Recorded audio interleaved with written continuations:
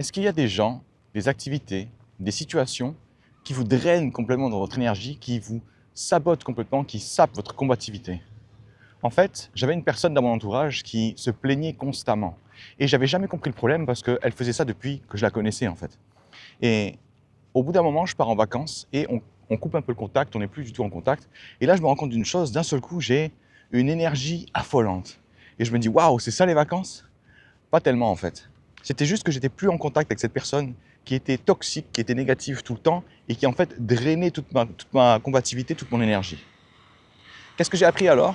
Je me suis dit, tiens, je ne veux plus jamais retourner dans cette dynamique où j'étais quand cette personne était à côté de moi. Alors quand je suis rentré de vacances, je lui ai parlé. Je lui ai dit, on peut, on va dire, garder le contact, mais uniquement si tu arrêtes de te plaindre. Et là, la personne m'a donné, on va dire, la réponse que j'attendais. Elle m'a dit, c'est plus fort que moi, je peux rien y faire. Donc, faites très attention avec qui vous passez votre temps. Et si ces personnes-là ne sont pas prêtes à faire des efforts pour votre bien-être, elles sont prêtes à rester dans leur toxicité, il est temps de leur dire au revoir. Commencez à lister toutes les situations, les personnes ou les activités qui vous sapent votre énergie et trouvez le moyen de vous tirer.